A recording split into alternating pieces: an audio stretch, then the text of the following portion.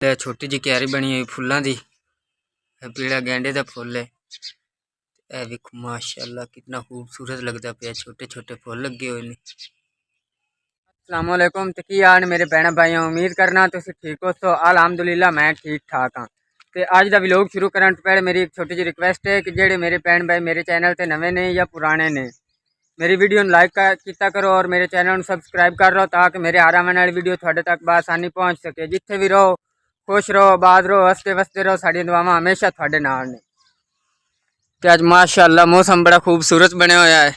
सुबह सुबह बदल बने हुए ने, हो सकता है आज बारिश आ जाए। अस्सलाम वालेकुम, की हाल चाल ने मेरे भैन भाइयों। उम्मीद करना है कि तुम ठीक ठाक हो। सो अल्हम्दुलिल्लाह ठीक ठाक है। आज फिर माशाअल्लाह सोहना मौसम बने खड़ा, फिर बदल बदल बन गए।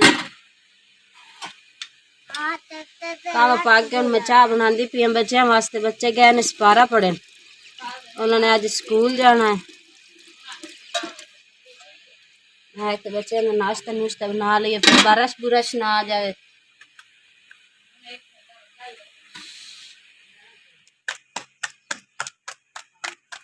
रोटियां बनाते पे बरीक बरीक पार पाते। फिर मैं चलो जल्दी ना बालों का नाश्ता बना लगे, बच्चों को स्कूल जाना ही है ना। चाह माशाल्लाह तैयार हो गई। मैं चलो उन्होंने रोटियां भी नाल जल्दी जल्दी पका लिए। बारिश होंगी थी, बरीक बरीक पार पाती थी। आज फिर मौसम खराब है। किसे मेरे बहन भाई नाश्ता करना में जी बिस्मिल्लाह आके कर सकता है। जिवें कि कल मैं थानू मैसेज दिता भैन भाइयों कि जदों भी मौसम खराब होवे ते अपने अजीज़ो कारब या रिश्तेदारां दी कबरां ते गया करो। है वेखो जी, यह भी कबर डिग्गी पई है। ते अगे है छोटी जी बिल्कुल एक बच्चे की कबर है। यह वेखो ये भी है थल्ले डिग्गी पई है। ते कबरां ते फेरा मारिया करो लाजमी। उन्हों का ख्याल ध्यान किया करो। एक तो सवाब होंदा है ते दूसरा मुड़ अपने होंदे ने। जे आपां ही नहीं उन्हों का ख्याल करना तो फिर दूजे तीजे किन्ने करना। हाँ जी मिजी दाल बलदी पई। हाँ जी, केड़ी दाल है? मूंगी दी दाल है। अच्छा हाँ जी। तो साड़ी दोपहर की रूटीन है। भाई और भी चूल्हे ते बैठे ने ते अज मेरी दाल बना रहे ने कली मूंगी दी। बाकी मिसाला जात पे ने, टमाटर कट्टे हुए पे ने, मिर्चा प्याज वगैरह ते मिसाला पे है, धनिया ते मिर्चा थूम वगैरह। बाजी और आटा गूंदे पे ने। हाँ जी, आटा गूंदे पे ना सालन भी होया खड़ा। तंदूरी पड़दी पे आटा गूंद के। मौसम खराब ना चलो रोटी ला रहे। ठीक हो गया अम्मी जी, सालन तैयार हो गया। हाँ जी तैयार है। हाँ जी क्या सालन पक गया जी। दाल मूंगी दी अज सिर्फ दाल मूंगी दी पकाई है। ते तंदूर बलदा पे, तंदूर बाल जैसी फिर बाजी और रोटियां ला ली से। हाँ जी तो थूम तैयार हो गया। अम्मी और हुण तड़का ला रहे हैं। हाँ जी हाँ जी तेला किता दाल तैयार हो गया जी। तो अम्मी और रोटियां लांदे पे तंदूर ते सालन अल्लाह किता तैयार हो गया। हाँ जी रोटियां पकाइंदे पे सालन पक गया है। अल्हम्दुलिल्लाह तेला किता मेरी रोटी आ गई है। ते जिस मेरे भाई बहन ने खानी होवे आके खा सकदा। बिस्मिल्लाहिर्रहमानिर्रहीम। मैं तो खान लगा। हाँ जी तो जड़ बनया खोता। मैं इधे तनास गाह सफाई करन ते बच्चे भी आ गए स्कूलों। उन्हें आख्या चाचू जी अज असीं तेरे नाल जाने ते चल के मतलब मिट्टी दियां ढेरियां सट्टी रखसा और कुछ ना हो सकिया ते मैं नाल जड़ी सफा ने दो तीन एक दो तीन तकरीबन इनदे चो ऐसन साफ करना जितनी एक हो सकी। ते बच्चे वो मतलब मिट्टी वगैरह चाह के तो उदे थड़े जाए सट लिस।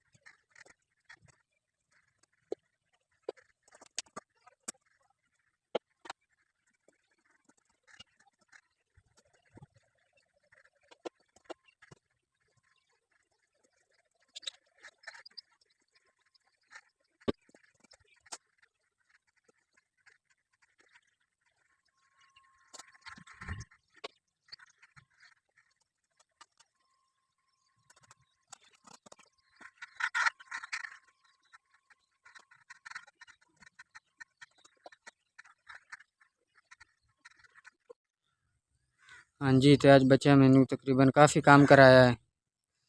इन्हें बड़ी सफाई कराई है मेरे नाल, मतलब ढेरियां शेरियां मिट्टी दी चा के इन्हें ही सटियां ने। तो हुण इन्हां दे होया खुत्ता मुदरस से जावन दा टाइम, कुरान पाक पढ़न जाना हुण इन्हां। मैं हुण पिछली सफाई कर लेना जितनी एक मैथों हो सकी।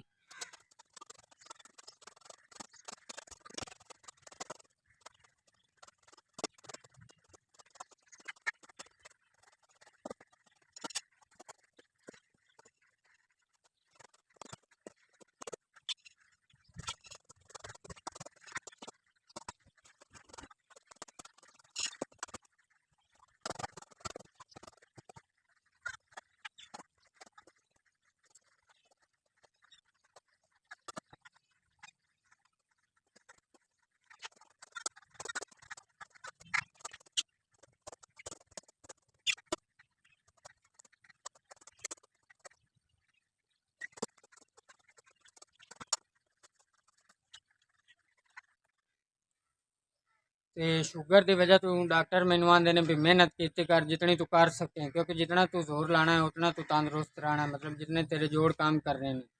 ते अल्हम्दुलिल्लाह जितना एक मेहनत मजदूरी लग जावे उतनी एक मैं करना, हाँ जितनी मैं कर सका। ते अल्हम्दुलिल्लाह अल्लाह कीता ते डेट एक साफ साफ हो गई है। तो हुण मैं चलिया घर, क्योंकि हुण जाके सब्जी या कुछ सौदा सलफ लिया के देने, क्योंकि शाम को पकाना भी तो है। आटा गूंदे पे आज अम्मी रन शेर नु पीड़ मैं चलो आटा को मांगो लेनी नाल अम्मी रा वास्ते ते कावा रखया है। आई दूध मिलिया कोई मैं चलो कावा अम्मी रन बना के देने नाल को गोलियां छोलियां आटा गुज गया तंदूरी बाल सम्मी दवाई दे के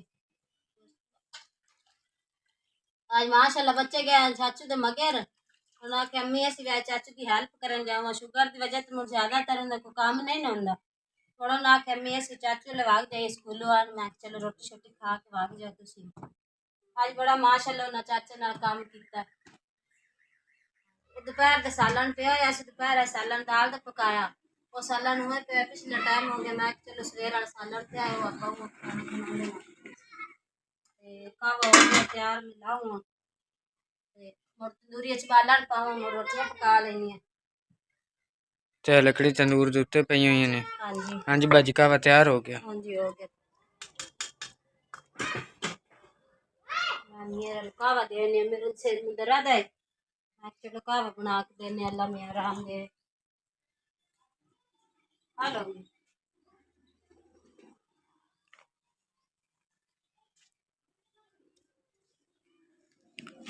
दुआ करो मेरी अम्मी दे हक च भी अम्मी होरां नूं अल्लाह ताला शफा देवे।